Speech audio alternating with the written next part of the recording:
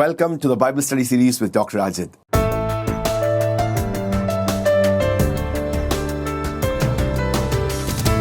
ഈ ദിവസങ്ങളിൽ എഫേസ്യർക്ക് എഴുതിയ ലേഖനത്തിൽ നിന്നാണ് നാം ചിന്തിക്കുകയും ധ്യാനിക്കുകയും ഒക്കെ ചെയ്യുന്നത്. ഈ വേദപഠനം നിങ്ങളുടെ ജീവിതത്തെ രൂപാന്തരപ്പെടുത്തും. This will tremendously bless you and your life will never be the same again. Yes, these are powerful truths that will revolutionize your life and cause you to be a person who makes great impact in the end times. അത് അന്ത്യകാലങ്ങളിൽ കരുത്തോടെ ദൈവത്തിന് വേണ്ടി പ്രയോജനപ്പെടുന്ന ഒരു വ്യക്തിയായി താങ്കളെ ഈ വേദപഠനങ്ങൾ രൂപാന്തരപ്പെടുത്തും. And that's the heart of why we are doing this Bible study series of the book of Ephesians. കഴിഞ്ഞ ക്ലാസ്സിൽ അപ്പോസ്തലനായ പൗലോസ് എഫേസ്യ സഭാമക്കൾക്ക് വേണ്ടി പ്രാർത്ഥിച്ച ആ വളരെ ശക്തമായ അപ്പോസ്തോലിക പ്രാർത്ഥന എന്ന് പറഞ്ഞ പ്രാർത്ഥനകളെ കുറിച്ച് നാം ചിന്തിക്കുകയും പഠിക്കുകയും ചെയ്തു. We learnt about the powerful prayer that Paul prayed for the Ephesian believers, which we call the apostolic prayers, and the significance, importance and the power of apostolic prayers and praying those apostolic prayers. അപ്പോസ്തോലിക പ്രാർത്ഥനകൾ പ്രാർത്ഥിക്കേണ്ടതിന്റെ പ്രാധാന്യതയെക്കുറിച്ച് നാം ചിന്തിക്കുവാനും പഠിക്കുവാനും ഒക്കെ ഇടയായി തീർന്നു. ഇന്ന് എഫേസ്യർക്ക് എഴുതിയ ലേഖനം 1-ാം അധ്യായം അതിന്റെ 22 23 വളരെ പ്രധാനപ്പെട്ട ഒരു തീമാണ് എഫേസ്യർക്ക് എഴുതിയ ഈ ലേഖനത്തിൽ പൗലോസ് അപ്പോസ്തലന് വലിയ വെളിപ്പാടായി ദൈവം കൊടുത്തിരിക്കുന്ന ആ തീമാണ് ഇന്ന് നാം ചിന്തിക്കുവാൻ പോകുന്നത്. ദൈവസഭ എന്ന ആ വലിയ മർമ്മത്തെക്കുറിച്ച് എങ്ങനെ ദൈവം പൗലോസ് അപ്പോസ്തലന് വെളിപ്പെടുത്തി എന്നുള്ള ഭാഗങ്ങളാണ്. എഫേസ്യർക്ക് എഴുതിയ ലേഖനം 1-ാം അധ്യായം അതിന്റെ 22 23 സകലവും അവന്റെ കാൽ കീഴിലാക്കി വെച്ച് അവനെ സർവ്വത്തിനു മീതെ തലയാക്കി എല്ലാറ്റിലും എല്ലാം നിറയ്ക്കുന്നവൻ്റെ നിറവായിരിക്കുന്ന തൻ്റെ ശരീരമായ സഭയ്ക്ക് കൊടുക്കുകയും ചെയ്തിരിക്കുന്നു. Reading in the book of Ephesians chapter 1 verse 22 and 23, and he put all things under his feet and gave him, that is Jesus, as head over all things to the church, which is his body, the fullness of him who fills all in all. കഴിഞ്ഞ ക്ലാസ്സിൽ നാം ചിന്തിക്കുവാൻ ഇടയായി തീർന്നു വിശ്വസിക്കുന്നവരിൽ വ്യാപരിക്കുന്ന ദൈവത്തിൻ്റെ അളവറ്റ ശക്തിയുടെ വ്യാപാരം. പിന്നെ അത് പൗലോസ് പരിശുദ്ധാത്മാവിൽ തുലനം ചെയ്യുന്നത് എങ്ങനെ യേശുവിനെ മരിച്ചവരിൽ നിന്ന് പരിശുദ്ധാത്മാവ് പുനരുത്ഥാനത്തിൻ്റെ ശക്തിയാൽ ഉയർത്തിയോ, യേശുവിനെ മരിച്ചവരിൽ നിന്ന് ഉയർത്തുകയും സകല വാഴ്ചകൾക്കും അധികാരങ്ങൾക്കും കർത്തൃത്വത്തിനും ശക്തിക്കും നാമത്തിനും മീതെ ഉയർത്തിയിരിക്കുകയും പിതാവിൻ്റെ വലത്തുഭാഗത്ത് ഇരുത്തിയിരിക്കുകയും ചെയ്യുന്ന ആ വലിയ കാര്യത്തെയാണ് ദൈവത്തിന്റെ ഭാഗത്തിൽ പറഞ്ഞിരിക്കുന്നത്. അതിനെ തുടർന്നാണ് 22 23 സർവവും യേശുവിന്റെ കാൽ കീഴിലാക്കി വെച്ച് അവനെ സർവത്തിനും മീതെ തലയാക്കി എല്ലാറ്റിലും എല്ലാം നിറയ്ക്കുന്നവന്റെ നിറവായിരിക്കുന്ന തന്റെ ശരീരമായ സഭയ്ക്ക് കൊടുക്കുകയും ചെയ്തിരിക്കുന്നു. അപ്പോസ്തലനായ പൗലോസ് ദൈവസഭയെക്കുറിച്ചുള്ള വലിയ മർമ്മങ്ങളാണ് ഈ ലേഖനത്തിൽ വെളിപ്പെടുത്തിയിരിക്കുന്നത്. എങ്ങനെ യേശുവിനെ മരിച്ചവരിൽ നിന്ന് ഉയർപ്പിച്ചു, പിതാവിന്റെ വലത്തുഭാഗത്ത് ഇരുത്തിയിരിക്കുന്നു, സകല നാമത്തിനും കർത്തൃത്വത്തിനും അധികാരത്തിനും മീതെ ദൈവം ഉയർത്തി സകലത്തെയും നിറയ്ക്കുന്നവന്റെ നിറവിനാൽ നിറഞ്ഞു വരുന്ന ദൈവസഭ കർത്താവിന്റെ ശരീരത്തിന് തലയാക്കി വെച്ചിരിക്കുന്നു എന്നുള്ളൊരു ഭാഗമാണ്. എഫേസ്യർക്ക് എഴുതിയ ലേഖനത്തിൽ സഭ എന്ന ഈ മർമ്മത്തെ പൗലോസ് അപ്പോസ്തലൻ വ്യാഖ്യാനിക്കുകയാണ്, വെളിപ്പെടുത്തുകയാണ്. ദൈവം തനിക്ക് കൊടുത്ത വെളിപ്പാടുകളെ താൻ സഭാമക്കൾക്ക് പകരുകയാണ്. യേശു പറഞ്ഞു, ഞാൻ എൻ്റെ സഭയെ പണിയും. മത്തായിയുടെ സുവിശേഷം 16-ാം അധ്യായം 18-ാം വാക്യത്തിൽ യേശു പറഞ്ഞു, ഞാൻ എൻ്റെ സഭയെ പണിയും, പാതാള ഗോപുരങ്ങൾ അതിനെ ജയിക്കുകയില്ല. ദൈവത്തിൻ്റെ സഭ, അതെ, ദൈവം നമ്മെ ഓരോരുത്തരെയും വ്യക്തിപരമായി സ്നേഹിക്കുകയും വീണ്ടെടുക്കുവാൻ കൽവറിയിൽ ദൈവം ആ വലിയ വില ക്രൂശിൽ കൊടുത്തു, നമ്മെ വീണ്ടെടുത്തു, നമ്മോട് ദൈവം സ്നേഹിക്കുന്നു. എങ്കിലും അത് നാണയത്തിൻ്റെ ഒരു വശം പോലെയാണ്. ദൈവത്തിൻ്റെ പ്ലാനും പദ്ധതികൾ എപ്പോഴും ദൈവം ഒരു കൂട്ടം ജനത്തെ, പഴയ നിയമത്തിൽ നാം കാണുന്ന പോലെ ദൈവം എബ്രഹാമിനെ തിരഞ്ഞെടുത്തു.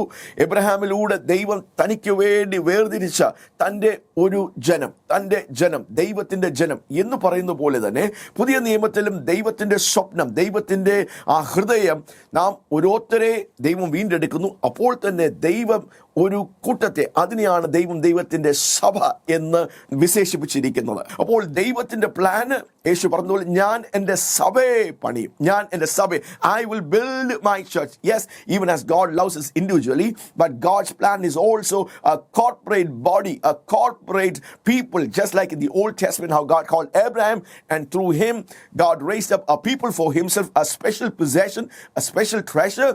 The people of God, as the people of Israel were called, in the same way God's plan and purpose is also not just individual but a corporate body for himself. ദൈവത്തിന് വേണ്ടി തന്നെ ഒരു കൂട്ടം ജനത്തെ വേർതിരിച്ച് തൻ്റെ മഹത്വത്തെ വെളിപ്പെടുത്തുവാൻ, തൻ്റെ പദ്ധതികളെ വെളിപ്പെടുത്തുവാൻ ദൈവം സഭയെ തിരഞ്ഞെടുത്തിരിക്കുന്നു. അത് വലിയ ഒരു വെളിപ്പാടാണ്, അത് വലിയൊരു മർമ്മമാണ്. പുതിയ നിയമത്തിൽ പൗലോസ് അപ്പോസ്തലനാണ് ദൈവം ആ വലിയ ഭാഗ്യം, വലിയ അനുഗ്രഹം കൊടുത്തത്. ദൈവസഭയുടെ വിവിധമായിരിക്കുന്ന കാര്യങ്ങളെ മനസ്സിലാക്കി അത് ദൈവസഭയ്ക്ക് പ്രദാനം ചെയ്യുവാൻ ദൈവം പൗലോസ് അപ്പോസ്തലനെ ഉപയോഗിച്ചു.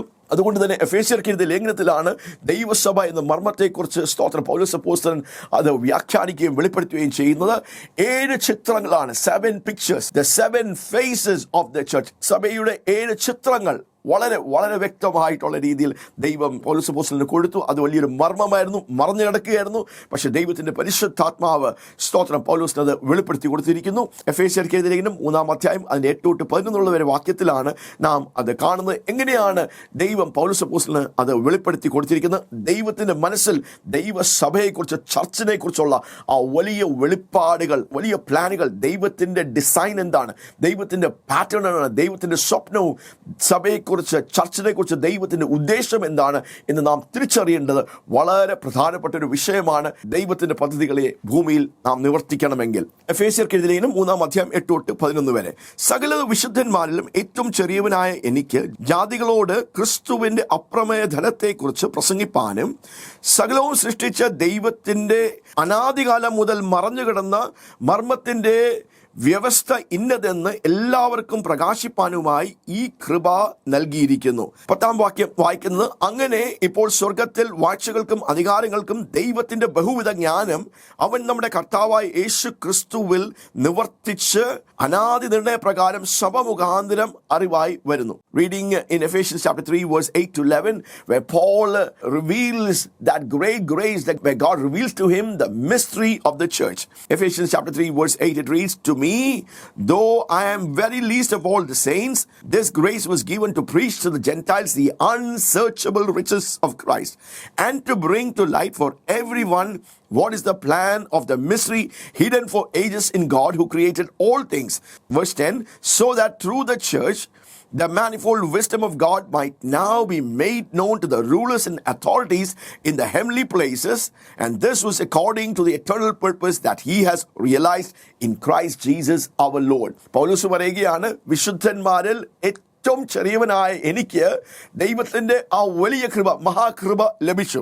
ജാതികളോട് ക്രിസ്തുവിൻ്റെ അപ്രമേയ ധനത്തെക്കുറിച്ച് പ്രസംഗിപ്പാനും സകലവും സൃഷ്ടിച്ച ദൈവത്തിൻ്റെ അനാദികാലം മുതൽ മറഞ്ഞു കിടന്ന മർമ്മത്തിൻ്റെ വ്യവസ്ഥ ഇന്നതെന്ന് പ്രകാശിപ്പാനും ദൈവം എനിക്ക് ആ കൃപ തന്നു. മറഞ്ഞു കിടന്ന മർമ്മം, അത് സഭയെക്കുറിച്ച് പറയുകയാണ്. 10-ാം വാക്യത്തിൽ പിന്നെ എടുത്തു പറയുകയാണ്, അങ്ങനെ ഇപ്പോൾ സ്വർഗത്തിൽ വാഴ്ചകൾക്കും അധികാരങ്ങൾക്കും ദൈവത്തിൻ്റെ ബഹുവിധ ജ്ഞാനം അവൻ നമ്മുടെ കർത്താവായ യേശു ക്രിസ്തുവിൽ നിവർത്തിച്ച് അനാദി നിർണയ പ്രകാരം സഭ മുഖാന്തരം അത് അറിവായി വരുന്നു. ദൈവത്തിൻ്റെ ബഹുവിധ ജ്ഞാനം അത് വാഴ്ചകളും സ്വർഗത്തിലുള്ള വാഴ്ചകൾക്കും അധികാരങ്ങൾക്കും സകലർക്കും കാണത്തക്ക രീതിയിൽ ദൈവം ഭൂമിയിൽ ഏൽപ്പിച്ചിരിക്കുന്ന, ഉയർത്തിയിരിക്കുന്ന ഒരേ ഒരു എൻറ്റിറ്റിയാണ് ദൈവത്തിൻ്റെ സഭ. സഭ മുഖാന്തരം ദൈവത്തിൻ്റെ ബഹുവിധ ജ്ഞാനത്തെ വാഴ്ചകൾക്കും അധികാരങ്ങൾക്കും അറിവാക്കുവാൻ ദൈവം ഏൽപ്പിച്ചിരിക്കുന്നത് ദൈവത്തിൻ്റെ സഭയാണ്. God has entrusted his church to manifest the manifold wisdom of God to the principalities and to the powers, to the authorities in the heavenly places. എത്ര വലിയൊരു കാര്യമാണ്. ദൈവം തൻ്റെ സഭയാണ് തിരഞ്ഞെടുത്തിരിക്കുന്നത്. God has chosen his church to represent him. ദൈവത്തിൻ്റെ ബഹുവിധ ജ്ഞാനത്തെ വാഴ്ചകൾക്കും അധികാരികൾക്കും അറിവാക്കുവാൻ ദൈവം തൻ്റെ സഭയെ തിരഞ്ഞെടുത്തിരിക്കുന്നു. ദൈവത്തിൻ്റെ ബഹുവിധ ജ്ഞാനം, the manifold wisdom of God, the many faceted wisdom of God. അത്ര മാത്രം പ്രാധാന്യമേറിയ കാര്യമാണ് ദൈവത്തിൻ്റെ സഭ.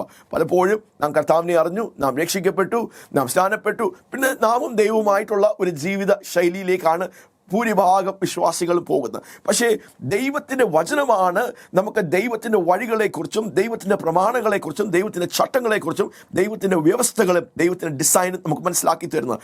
അതിൽ ദൈവത്തിൻ്റെ സഭയ്ക്ക് വലിയ ഒരു പ്രാധാന്യമുണ്ട്. നമ്മളെപ്പോഴും ചർച്ച് എന്ന് സാധാരണ ആൾക്കാർ ചിന്തിക്കുകയും മനസ്സിലാക്കുകയും ചെയ്യുന്നത് ഒരു കെട്ടിടം, ഒരു ബിൽഡിംഗ്, ചർച്ചിൻ്റെ ബിൽഡിംഗ്, ചർച്ച് അല്ലെങ്കിൽ വിശ്വാസികൾ കൂടി വരുന്ന ഒരു ബിൽഡിങ്ങിനെയാണ് ചർച്ച് എന്ന് സാധാരണ രീതിയിൽ ചിന്തിക്കുന്നത്. പക്ഷേ ചർച്ച് എന്ന ആ വാക്ക് ഗ്രീക്ക് ഭാഷയിൽ, മൂലഭാഷയിൽ എക്ലേസിയ എന്ന് പറഞ്ഞൊരു പദമാണ്. ദൈവം വിളിച്ചു വേർതിരിച്ചിരിക്കുന്ന ഒരു കൂട്ടം ജനം. The word church in Greek means ecclesia, which means a people who have been called out by God and separated unto God to live under his authority, under the lordship of Jesus Christ, according to the authority of the word of God. ദൈവം വിളിച്ച് വേർതിരിക്കപ്പെട്ട ഒരു കൂട്ടം ജനം, യേശുവിൻ്റെ കർത്തൃത്വത്തിന് കീഴിൽ ജീവിച്ച് ദൈവവചനത്തിൻ്റെ അധികാരത്തിൻ്റെ കീഴിൽ ജീവിക്കുവാൻ വിളിച്ച് വേർതിരിക്കപ്പെട്ട ഒരു കൂട്ടം ജനം, അതാണ് സഭ. അപ്പോൾ സഭ ഒരു കെട്ടിടമല്ല, ചർച്ച് ഒരു കെട്ടിടമല്ല, ചർച്ച് ഒരു സ്ഥലമല്ല. ദൈവം വിളിച്ച് ലോകത്തിൽ നിന്ന്, പാപത്തിൽ നിന്ന്, പൈശാചിക അടിമത്വത്തിൽ നിന്ന്, അന്ധകാരത്തിൻ്റെ ആ അടിമത്വത്തിൽ നിന്ന്, രാജ്യത്തിൽ നിന്ന് വിളിച്ച് വേർതിരിച്ച് ദൈവത്തിനു വേണ്ടി ജീവിക്കുവാൻ വേർതിരിക്കപ്പെട്ട ഒരു കൂട്ടം ജനമാണ്. യേശു ക്രിസ്തുവിൻ്റെ ആ കർത്തൃത്വത്തിന് കീഴിൽ, യജമാനത്വത്തിന് കീഴിൽ ജീവിക്കുവാൻ, ദൈവവചനത്തിൻ്റെ അധികാരത്തിന് കീഴിൽ ജീവിക്കുവാൻ ദൈവം വിളിച്ച് വേർതിരിക്കപ്പെട്ട ഒരു കൂട്ടം ജനം. That's the church. Church is ecclesia. It's a group of people who have been called and separated unto God from the world to live under the lordship of Jesus Christ, for the glory of God, under the commandments of God, under the authority of the scriptures, the word of God. അതാണ് ദൈവത്തിൻ്റെ സഭ. എഫേസ്യർക്ക് എഴുതിയ ഈ ലേഖനത്തിൽ ദൈവസഭയുടെ മർമ്മങ്ങളെ, കാലാകാലങ്ങളായി മറന്നു കിടന്ന ദൈവത്തിൻ്റെ അപ്രമേയമായ ഈ ധനത്തെ, ക്രിസ്തുവിലുള്ള ഈ ധനത്തെയാണ് പൗലോസിന് ദൈവം വെളിപ്പെടുത്തിയത്. പൗലോസിന് ദൈവസഭകൾക്ക് വെളിപ്പെടുത്തുകയാണ്. ദൈവത്തിൻ്റെ പ്ലാൻ ഇതാണ്, ദൈവത്തിൻ്റെ പദ്ധതികൾ ഇതാണ്. ദൈവത്തിൻ്റെ സഭ എന്ന് പറയുന്നത് ദൈവത്തിന് വലിയൊരു വിഷയമാണ്. ഞാൻ എൻ്റെ സഭയെ പണിയും, പാതാള ഗോപുരങ്ങൾ അതിനെ ജയിക്കുകയില്ല. ദൈവം നമ്മളെ ഓരോരുത്തരെ എടുക്കുവാനല്ല വരുന്നത്. കർത്താവിൻ്റെ രണ്ടാമത്തെ വരവിൽ ദൈവം തൻ്റെ മണവാട്ടി സഭയാണ് എടുക്കുന്നത്. So church is very important. Church is very important. ഈ സഭയെക്കുറിച്ചുള്ള ആ വെളിപ്പാട്, പ്രകാശനം, മനസ്സിലാക്കൽ വളരെ പ്രാധാന്യം ഏറിയതാണ്. 7 ചിത്രങ്ങളാണ് പൗലോസ് അപ്പോസ്തലൻ എഫേസ്യ ലേഖനത്തിൽ അത് വെളിപ്പെടുത്തിയിരിക്കുന്നത്. അത് നമുക്ക് പെട്ടെന്ന് ഒന്ന് ചിന്തിക്കുകയും പഠിക്കുകയും മനസ്സിലാക്കുകയും ചെയ്യാം. So it's very important for us to understand that the manifold wisdom of God has been made known to the heavenlies, to the principalities and powers and authorities in the heavens by the church. That's God's plan. That's God's purpose. അതെ, ദൈവത്തിൻ്റെ ബഹുവിധ ജ്ഞാനം സ്വർഗത്തിലെ വാഴ്ചകൾക്കും അധികാരങ്ങൾക്കും അത് വെളിപ്പെടുത്തണമെന്ന് ദൈവം ഉദ്ദേശിച്ചിരിക്കുന്നു. അത് ദൈവം ചെയ്യുവാൻ ആഗ്രഹിക്കുന്നത് തൻ്റെ സഭയിലൂടെയാണ്. It's through the church that God wants to manifest the manifold wisdom, the many-sided, the many-faceted wisdom of God. 7 ചിത്രങ്ങൾ, 7 മുഖങ്ങൾ, 7 ഫാസറ്റുകൾ ദൈവസഭയെക്കുറിച്ച് അത് നാം ചിന്തിക്കുകയും മനസ്സിലാക്കുകയും ചെയ്യണം. അതിൻ്റെ പ്രാധാന്യത എന്താണ്? പലപ്പോഴും സഭ ഏതെങ്കിലും ഒരു മുഖമാണ് വെളിപ്പെടുത്തുന്നത്, അല്ലെങ്കിൽ ഏതെങ്കിലും ഒരു ഫാസറ്റാണ്, ഏതെങ്കിലും ഒരു പിക്ചറാണ് വെളിപ്പെടുത്തുന്നത്. അപ്പോൾ ദൈവത്തിൻ്റെ ഹൃദയം ഈ അന്ത്യനാളുകളിൽ ദൈവവചനത്തിൻ്റെ ഈ പ്ലംബ് ലൈൻ അനുസരിച്ച്, ദൈവത്തിൻ്റെ വചനത്തിൻ്റെ പ്രമാണം അനുസരിച്ച് ദൈവസഭ ഈ 7 ഡൈമെൻഷൻസിലും, 7 മുഖങ്ങളിലും, 7 ഫാസറ്റുകളിലും ഒരേപോലെ അത് ശോഭിച്ച്, അത് വളർന്ന്, അത് പരിപക്വത പ്രാപിച്ച് പൂർണ്ണമായി വരണമെന്ന് ദൈവം ആഗ്രഹിക്കുന്നു. എഫേസ്യർക്ക് ലേഖനം 1-ാം അധ്യായം അതിൻ്റെ 22-ഉം 23-ലും 2 ചിത്രങ്ങളാണ് ചർച്ചിനെ കുറിച്ച് കൊടുത്തിരിക്കുന്നത്. അപ്പോൾ നാം മനസ്സിലാക്കി, ചർച്ച് ഒരു കെട്ടിടമല്ല, ഒരു പ്രസ്ഥാനമല്ല, ആൾക്കാർ കൂടി വരുന്ന ഒരു സ്ഥലമല്ല. സഭ എന്ന് പറയുമ്പോൾ ദൈവത്തിന് വേണ്ടി വേർപെട്ടിരിക്കുന്ന ഒരു കൂട്ടം ജനം. അപ്പോൾ ആദ്യത്തെ ചിത്രമാണ് ചർച്ചിനെ നാം ഇവിടെ കാണുന്ന സഭ എന്ന്. ചർച്ച് എന്ന് പറയുമ്പോൾ ദൈവത്തിൻ്റെ സഭ, church. The first picture is church, the assembly of God, ദൈവത്തിൻ്റെ സഭ. ആദ്യത്തെ ചിത്രം എഫേസ്യർക്ക് ലേഖനം 1-ാം അധ്യായം 22-ഉം 23-ലാണ് ദൈവസഭയുടെ ആദ്യത്തെ 2 ചിത്രങ്ങൾ അവിടെ മറഞ്ഞിരിക്കുന്നത്. ആദ്യത്തെ ചിത്രമാണ് church, the assembly of God.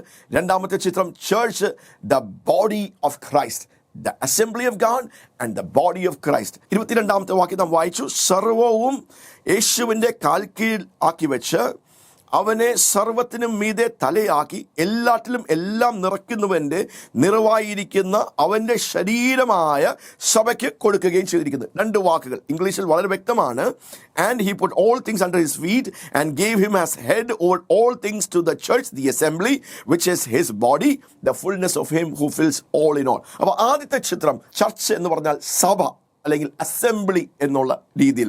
എബ്രായർക്ക് ലേഖനം 12-ാം അധ്യായം 22-23 വാക്യങ്ങൾ നാം വായിക്കുന്നത്, നിങ്ങൾ വന്നത് നിങ്ങൾ സിയോൻ പർവ്വതത്തിലേക്കും ജീവിക്കുന്ന ദൈവത്തിന്റെ നഗരിയായ സ്വർഗീയ യെരുശലേമിലേക്കും കോടാനുകോടി ദൂതന്മാർ വസിക്കുന്ന ദൈവത്തിന്റെ സ്വർഗ ദൂതന്മാരുടെ സംഘത്തിലും ആദ്യജാതന്മാരുടെ പേരെഴുതിയിരിക്കുന്ന ആ സഭയിലേക്കാണ് നിങ്ങൾ വന്നിരിക്കുന്നത്. അവിടെ ഇംഗ്ലീഷിൽ യൂസ് ചെയ്തിരിക്കുന്ന word that you have come to Mount Zion, you have come to the city of the living God, the heavenly Jerusalem, the company of hosts of angels and the assembly of the firstborn sons whose names are registered in heaven. അപ്പോൾ അവിടെ ഉപയോഗിച്ചിരിക്കുന്ന വാക്ക് assembly അല്ലെങ്കിൽ സഭ, നമ്മൾ നിയമസഭ അല്ലെങ്കിൽ parliament house, Rajya Sabha, Lok Sabha എന്നൊക്കെ പറയുന്നത് പോലെ തന്നെ സഭയുടെ ആദ്യത്തെ ഒരു പിക്ചർ, ഒരു ചിത്രം ഇവിടെ പരിശുദ്ധാത്മാവ് നൽകിയിരിക്കുന്നത് ദൈവം ഒരു ചർച്ച്, ഒരു സഭയാണ്.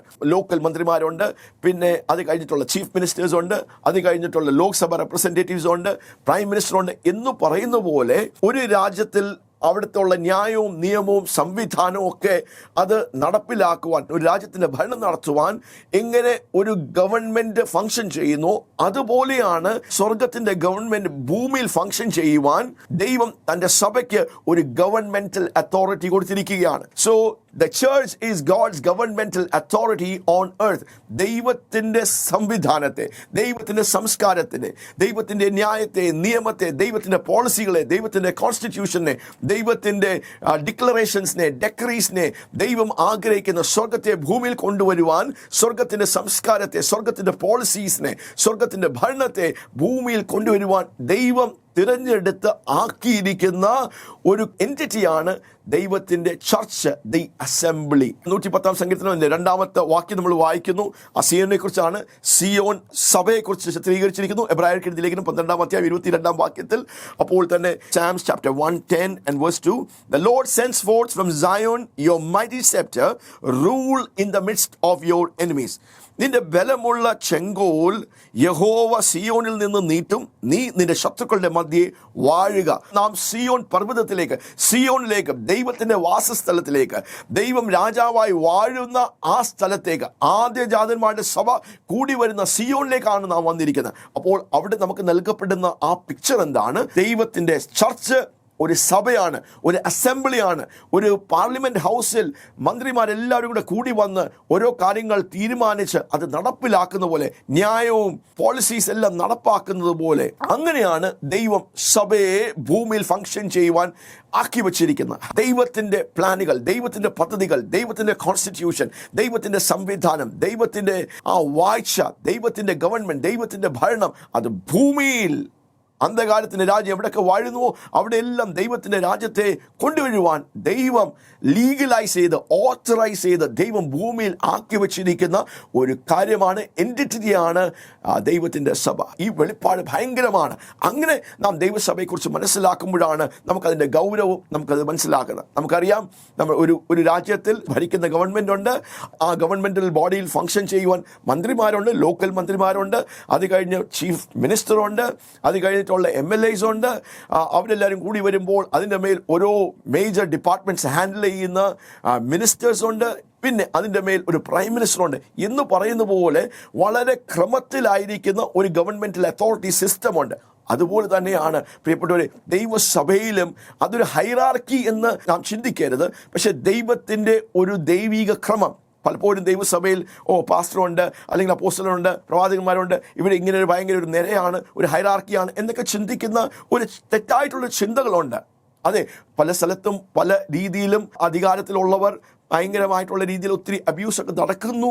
എങ്കിലും ദൈവത്തിൻ്റെ പ്ലാൻ, ദൈവത്തിൻ്റെ പാറ്റേൺ, ദൈവത്തിൻ്റെ ഡിസൈൻ എന്ന് പറഞ്ഞാൽ സകലത്തിനും ദൈവത്തിൻ്റെ ഒരു ക്രമമുണ്ട്, ഒരു ദൈവിക ക്രമമുണ്ട്. There is a divine order in the kingdom.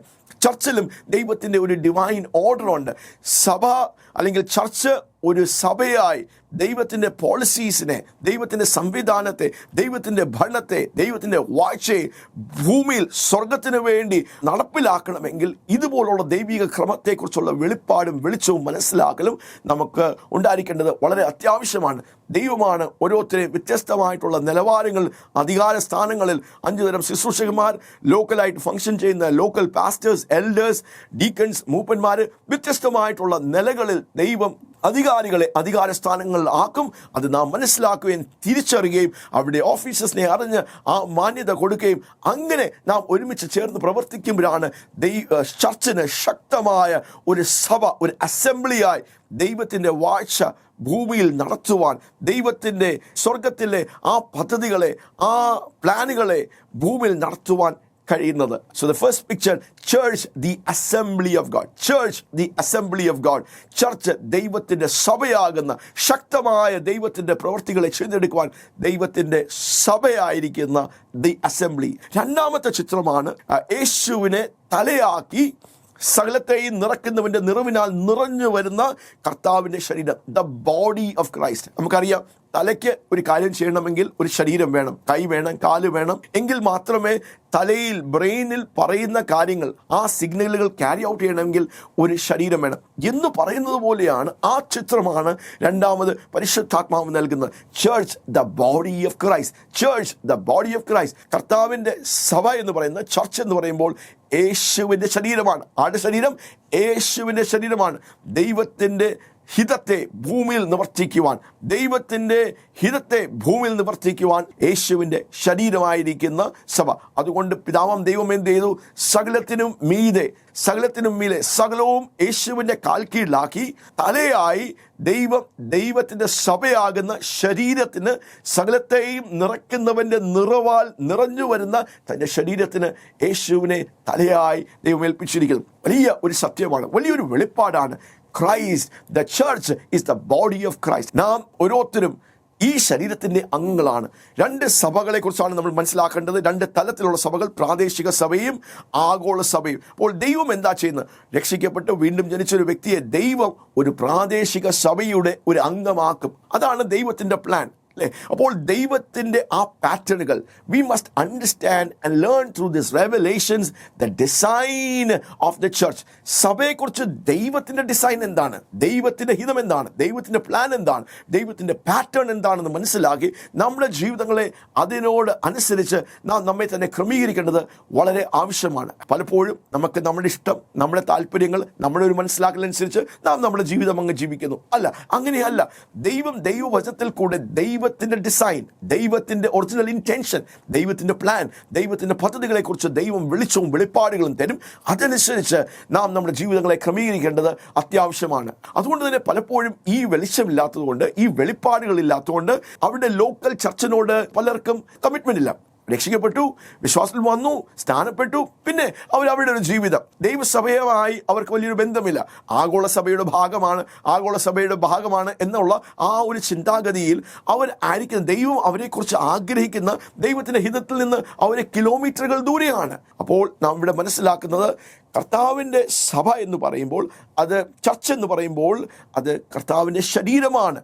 ഒരു ലോക്കൽ സ്ഥലം, പ്രാദേശിക സ്ഥലത്ത് ദൈവത്തിൻ്റെ ഹിതത്തെ നിവർത്തിക്കുവാൻ, ദൈവത്തിൻ്റെ മഹത്വത്തെ വെളിപ്പെടുത്തുവാൻ, ദൈവത്തിൻ്റെ പദ്ധതികളെ നിവർത്തിക്കുവാൻ, ദൈവത്തിൻ്റെ കാലുകളായി, ദൈവത്തിൻ്റെ കൈകളായി, ദൈവത്തിൻ്റെ അവയവങ്ങളായി പ്രവർത്തിക്കുന്ന ദൈവത്തിൻ്റെ ശരീരമാകുന്ന സഭ. നാം മനസ്സിലാക്കേണ്ട വലിയൊരു കാര്യമാണ്, തല നിർദ്ദേശങ്ങൾ തരും, തല നമ്മെ സഹായിക്കും, പക്ഷെ ചെയ്യേണ്ടതെല്ലാം ശരീരമാണ് എന്ന് ഉള്ള ഒരു പിക്ചറാണ് ദൈവത്തിൻ്റെ വചനം സഭയെക്കുറിച്ച് കൊടുത്തിരിക്കുന്നത്. അപ്പോൾ ദൈവം സകലത്തെയും, പൈശാചിക മണ്ഡലങ്ങളെ, പൈശാചിക അധികാരികളെയും വാഴ്ചകളെ, സകല വാഴ്ചകളെയും അധികാരികളെയും യേശുവിൻ്റെ കാൽക്കീഴിലാക്കി, യേശുവിനെ നമുക്ക് തലയാക്കി, നാം യേശുവിൻ്റെ ശരീരമായി. അപ്പോൾ നാം മനസ്സിലാക്കേണ്ട വെളിപ്പാട് എന്താണ്? സകലതും തലയുടെ കാൽക്കീഴിലാണ്. അതുപോലെ തന്നെ തലയിൽ ആണ് ശരീരം കൂടെ അറ്റാച്ച് ആയിരിക്കുന്നത്. അതുകൊണ്ട് സകലതും ശരീരത്തിൻ്റെ കാൽക്കീഴിലാണ്.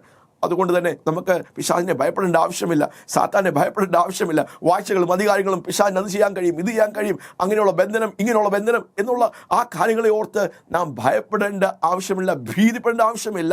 ദൈവത്തിൻ്റെ സ്വപ്നത്തെ, ദൈവത്തിൻ്റെ ഉദ്ദേശങ്ങളെ, ഹിതത്തെ ഭൂമിയിൽ നിവർത്തിക്കുവാൻ ദൈവം തിരഞ്ഞെടുത്ത് ആക്കിയിരിക്കുന്ന ഒരു വലിയ മഹത്തായ എൻറ്റിറ്റിയാണ് ദൈവത്തിൻ്റെ church, the church, the body of Christ, to execute the will of God on planet earth. Reading in 1 Corinthians chapter 12 verse 12, for just as the body is one and has many members, and all the members of the body, though many, are one body, so it is with Christ.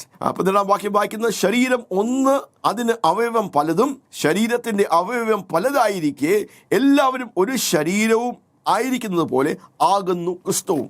ഒരു ശരീരം, പല അവയവങ്ങൾ. ആ പല അവയവങ്ങളാണെങ്കിലും പലതും പലതായി പ്രവർത്തിക്കുകയല്ല, പല അവയവങ്ങൾ ഒരു ശരീരത്തിൻ്റെ ഭാഗമായി ഒന്നായി ചേർന്ന് പ്രവർത്തിക്കുന്ന ഒരു ചിത്രമാണ് നമ്മുടെ ശരീരം പോലെ. നമുക്ക് കണ്ണുണ്ട്, ചെവിയുണ്ട്, മൂക്കുണ്ട്, നമ്മുടെ കൈ കാലുകളൊക്കെ ഉണ്ട്, നമ്മുടെ ആന്തരികമായിട്ടുള്ള അവയവങ്ങളുണ്ട്. ആ ചിത്രം ഉപയോഗിച്ചിട്ടാണ് 1 കൊരിന്ത്യർക്ക് എഴുതിയിരിക്കുന്ന 12-ാം അധ്യായത്തിൽ എങ്ങനെയാണ് കണ്ണിന് സ്തോത്രം കൈയോട് പറയുവാൻ കഴിയത്തില്ല, നീ ശരീരത്തിൻ്റെ ഭാഗമല്ല, ഓക്കെ, നീ കണ്ണല്ലാത്തതുകൊണ്ട് നീ ശരീരത്തിൻ്റെ ഭാഗമല്ല. കാലിന് പറയാൻ പറ്റത്തില്ല, ഞാൻ കൈ അല്ലാത്തതുകൊണ്ട് ഞാൻ ഈ ശരീരത്തിൻ്റെ ഭാഗമല്ല. അപ്പോൾ അങ്ങനെയുള്ള വേർതിരിവുകൾ പാടില്ല. ആ വെളിപ്പാടും വെളിച്ചമാണ് സഭാമക്കൾക്ക് പൗലോസ് കൊടുക്കുന്നത്. നാം ദൈവത്തിൻ്റെ സഭയുടെ അംഗങ്ങളാണ്. We are members of the body of Christ. ദൈവമാണ് തീരുമാനിക്കുന്നത് നാം എന്ത് ഫംഗ്ഷൻ ചെയ്യണം, എന്ത് റോൾ എടുക്കണം, ഏത് അംഗമായി തീരണം എന്ന്. അങ്ങനെ നാം ചേർന്ന് പ്രവർത്തിക്കുമ്പോൾ, നാം ഒരുമയോട് പ്രവർത്തിക്കുമ്പോഴാണ് ദൈവത്തിൻ്റെ ബഹുവിധമായ ജ്ഞാനം സ്വർഗത്തിൽ അത് വെളിപ്പെടുത്തുവാൻ കഴിയുന്നത്. അപ്പോൾ പരിശുദ്ധാത്മാവ് ഈ അന്ത്യകാലങ്ങളിൽ എന്താ ചെയ്യുന്നത്? ദൈവത്തിൻ്റെ ഡിസൈൻ അനുസരിച്ച്, ദൈവത്തിൻ്റെ പാറ്റേൺ അനുസരിച്ച് ദൈവത്തിൻ്റെ പരിശുദ്ധാത്മാവ് തൻ്റെ സഭയെ താൻ പണിഞ്ഞെടുക്കുകയാണ്. അതുകൊണ്ട് ഈ വെളിച്ചം, ഈ വചനത്തിൻ്റെ വെളിച്ചം, വെളിപ്പാടുകൾ നമ്മെ അതിനുവേണ്ടി ഒന്ന് ഏൽപ്പിച്ചു കൊടുക്കാൻ സഹായിക്കട്ടെ. റോമർക്ക് എഴുതിയ ലേഖനം 12-ാം അധ്യായത്തിലും നാം അത് തന്നെയാണ് കാണുന്നത്. എങ്ങനെ പലരായിരിക്കുന്ന നമ്മൾ ഒരു ശരീരത്തിൻ്റെ ഭാഗമായിരിക്കുന്നു. യേശു തലയായിരിക്കുന്ന യേശുവിൻ്റെ അവയവങ്ങളാണ് നാം ഓരോരുത്തരും. We are the body of Christ, the local body of Christ and the universal body of Christ. നമുക്കറിയാവുന്ന പോലെ നാം അല്പത്തിൽ വിശ്വസ്തരായാൽ മാത്രമേ നമുക്ക് അധികത്തിൽ കാര്യവിചാരകന്മാരാകുവാൻ കഴിയുകയുള്ളൂ. നാം ആയിരിക്കുന്ന പ്രാദേശിക സഭയിൽ നാം അവിടെ കൂറ് പുലർത്തുന്നില്ല എങ്കിൽ, നാം അവിടെ വിശ്വസ്തരല്ലെങ്കിൽ, നാം അവിടെ പണിയപ്പെടുന്നില്ലെങ്കിൽ, നാം അവിടെ ശുശ്രൂഷകളിൽ നാം മുൻപന്തിയിൽ അല്ലെങ്കിൽ നമുക്ക് എങ്ങനെ ആഗോള സഭയിൽ, യൂണിവേഴ്സൽ ചർച്ചിൽ നമുക്ക് ദൈവത്തിന് വേണ്ടി പ്രയോജനപ്പെടുവാൻ കഴിയും? Church is the body of Christ, a many membered body of Christ. അതുകൊണ്ട് ഓരോ അംഗങ്ങൾക്കും അതിനതിൻ്റെതായിട്ടുള്ള പ്രാധാന്യതയുണ്ട്, അതിനതിൻ്റെതായിട്ടുള്ള ഫംഗ്ഷനുകളുണ്ട്. അതുകൊണ്ട് തന്നെ നമ്മൾ ഓരോരുത്തരും ഒരു പ്രാദേശിക സത്യത്തിലും ആത്മാവിലും ദൈവത്തിൻ്റെ പ്രകാരം നയിക്കപ്പെടുന്ന ഒരു പ്രാദേശിക സഭയുടെ ഭാഗമായിരിക്കണം, അവിടുത്തെ അംഗമായിരിക്കണം. അവിടെ നല്ല രീതിയിൽ കർത്താവിന് വേണ്ടി പ്രയോജനപ്പെടുവാൻ, വളരുവാൻ ദൈവത്തിനു വേണ്ടി ഏൽപ്പിക്കപ്പെട്ട ഒരു വ്യക്തിയായിരിക്കണം. അതാണ് ദൈവത്തിൻ്റെ ഹിതം നമ്മെക്കുറിച്ച്, ദൈവസഭയെക്കുറിച്ചുള്ള ഒരു ചിത്രം. Church is the body of Christ who executes the will of God. ദൈവത്തിൻ്റെ ഹിതത്തെ ഭൂമിയിൽ നിവർത്തിക്കുവാൻ ദൈവം പദ്ധതിയിട്ടിരിക്കുന്ന, ദൈവം രൂപരേഖ ഇട്ടിരിക്കുന്ന ദൈവത്തിൻ്റെ ഡിസൈനാണ് church, the body of Christ. Church is God's divine agent. Church is God's divine agency. Church is God's plan. Church is God's heart. സഭ എന്ന് പറയുമ്പോൾ, ചർച്ച് എന്ന് പറയുമ്പോൾ അത് ദൈവത്തിൻ്റെ ഹൃദയമാണ്, ദൈവത്തിൻ്റെ ഹൃദയത്തിൻ്റെ തുടിപ്പാണ്. Church is a divine agency to bring forth and advance the kingdom of God. ദൈവരാജ്യത്തെ ഭൂമിയിൽ വെളിപ്പെടുത്തുവാൻ, അതിനെ വർദ്ധിപ്പിച്ചെടുക്കുവാൻ, അതിൻ്റെ സ്തോത്രം, അതിനെ എസ്റ്റാബ്ലിഷ് ചെയ്യാൻ ദൈവത്തിൻ്റെ സഭയ്ക്കാണ് ദൈവം അധികാരപ്പെടുത്തിയിരിക്കുന്നത്. മൂന്നാമത്തെ വലിയ ചിത്രമാണ് എഫേസ്യർക്ക് എഴുതിയ ലേഖനം 2-ാം അധ്യായം അതിൻ്റെ 10-11 വാക്യത്തിൽ, church the masterpiece of God. Church, the workmanship of God. ദൈവത്തിന് വലിയ ഒരു താല്പര്യമാണ് തൻ്റെ പുത്രൻ്റെ രക്തത്താൽ വീണ്ടെടുത്ത തൻ്റെ സഭയിലൂടെ വാഴ്ചകൾക്കും അധികാരത്തിലും സ്വർഗത്തിലും ഭൂമിയിലും എല്ലായിടത്തും ദൈവത്തിൻ്റെ മഹത്വത്തെ വർണ്ണിക്കുവാൻ ദൈവം ഏൽപ്പിച്ചിരിക്കുന്നത് വേറെ ആരുമല്ല, തൻ്റെ സഭയാണ്. So church is the masterpiece creation of God. Church is the workmanship of God. It reads in the book of Ephesians chapter 2 verse 10 and 11, for we are his workmanship created in Christ Jesus for good works which God has prepared beforehand that we should walk in them. എഫേസ്യർക്ക് എഴുതിയ ലേഖനം 2-ാം അധ്യായം അതിൻ്റെ 10-11 വാക്യം, നാം അവൻ്റെ കൈപ്പണിയായി സൽപ്രവർത്തികൾക്കായിട്ട് ക്രിസ്തു യേശുവിൽ സൃഷ്ടിക്കപ്പെട്ടവരാകുന്നു, നാം ചെയ്തു വരേണ്ടതിന് ദൈവം അവ മുൻകൂട്ടി ഒരുക്കിയിരിക്കുന്നു. നാം ദൈവത്തിന്റെ കൈപ്പണിയായിരിക്കുന്നു. We are the masterpiece of God, the workmanship of God. സൽപ്രവർത്തികൾക്ക് വേണ്ടി ദൈവത്തിന്റെ സ്വഭാവത്തെ, ദൈവത്തിന്റെ പ്രവൃത്തികളെ, ദൈവത്തിന്റെ നന്മയെ, ദൈവത്തിന്റെ നല്ല സ്വഭാവത്തെ ഈ ലോകത്തിന്റെ വെളിച്ചമായി, ഭൂമിയുടെ ഉപ്പായി, the light of the world and salt of the earth, ഈ നല്ല പിതാവിനെ, ഈ നല്ല ദൈവത്തെ വരച്ചു കാട്ടുവാൻ ദൈവം ഏൽപ്പിച്ചിരിക്കുന്ന ഒരു വ്യക്തിയെ അല്ല, ദൈവം ഏൽപ്പിച്ചിരിക്കുന്ന തൻ്റെ സഭയാണ്, തൻ്റെ ചർച്ചിനെയാണ്, തൻ്റെ ശരീരത്തെയാണ്. So church is the workmanship of God. അപ്പോൾ പരിപക്വത പ്രാപിച്ച് പൂർണ്ണമായി ഇരിക്കുന്ന ദൈവസഭയെക്കുറിച്ചുള്ള ആ സ്വപ്നമാണ് ദൈവത്തിൻ്റെ ഹൃദയത്തിൽ.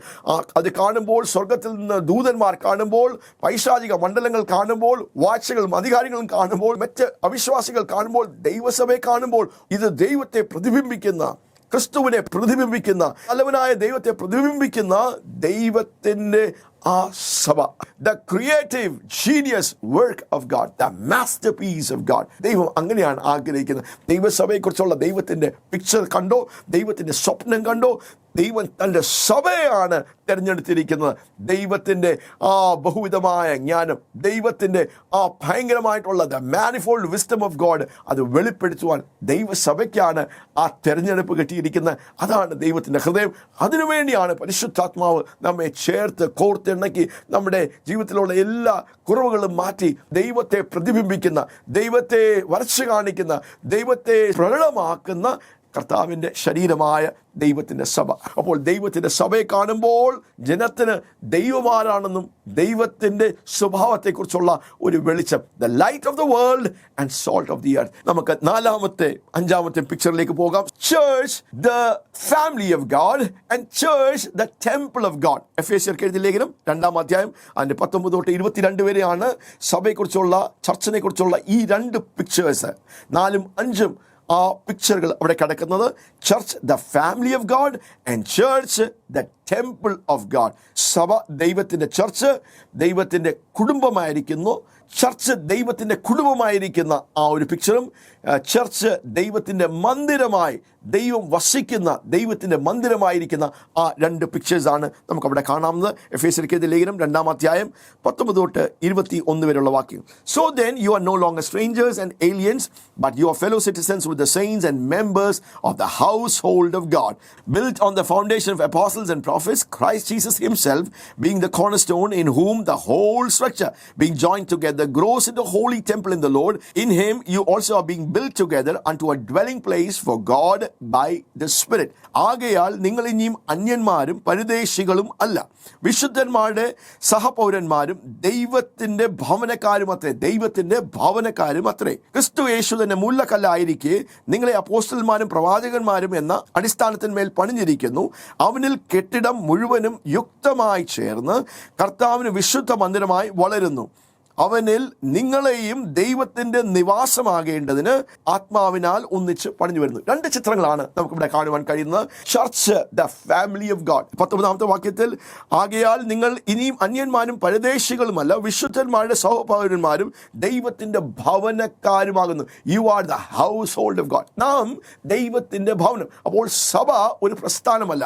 Church is not an organisation, church is not a company, church is not a club. സഭ എന്ന് പറയുമ്പോൾ ഒരു ക്ലബ്ബല്ല, ഒരു കമ്പനിയല്ല, ഒരു പ്രസ്ഥാനമല്ല.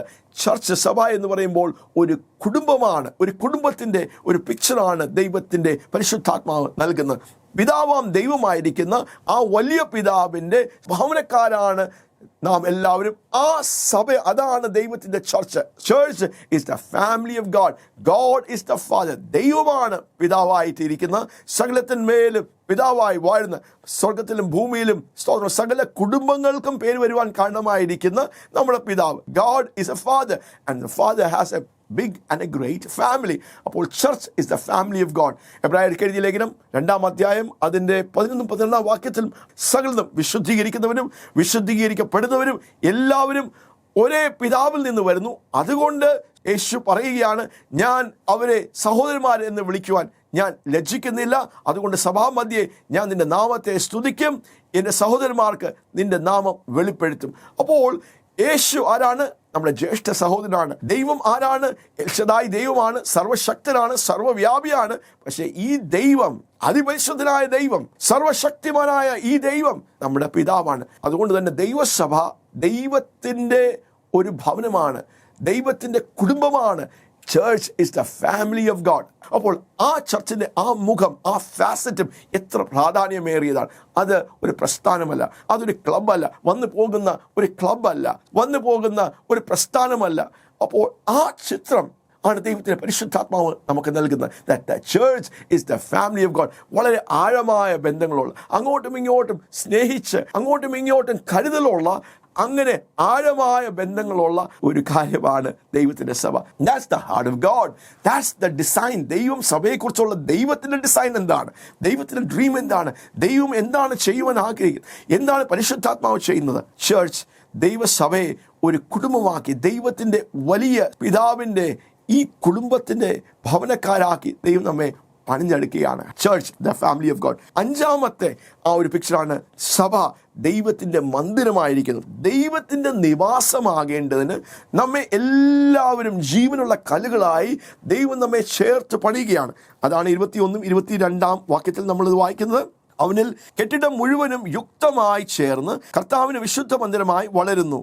അവനിൽ നിങ്ങളെയും ദൈവത്തിൻ്റെ നിവാസമാക്കേണ്ടതിന് ആത്മാവിനാൽ ഒന്നിച്ച് പണിതു വരുന്നു. എത്ര മനോഹരമായ ഒരു കാര്യമാണ്. പഴയ നിയമത്തിൽ സലോമോന്റെ ആലയം ഉണ്ടായിരുന്നു, ഹെരോദാവിൻ്റെ ആലയം ഉണ്ടായിരുന്നു, മോശയുടെ കൂടാരം ഉണ്ടായിരുന്നു, ദാവീദിന്റെ കൂടാരം ഉണ്ടായിരുന്നു. അവിടെ എല്ലാം കൂടാരങ്ങളിലാണ്, ഓരോരോ സ്ഥലങ്ങളിലായിരുന്നു, അല്ലെങ്കിൽ ഓരോ മന്ദിരങ്ങളിലായിരുന്നു, കൈകൊണ്ട് നിർമ്മിച്ചിരിക്കുന്ന കെട്ടിടങ്ങളിലായിരുന്നു ദൈവത്തിൻ്റെ സാന്നിധ്യം വഹിച്ചത്.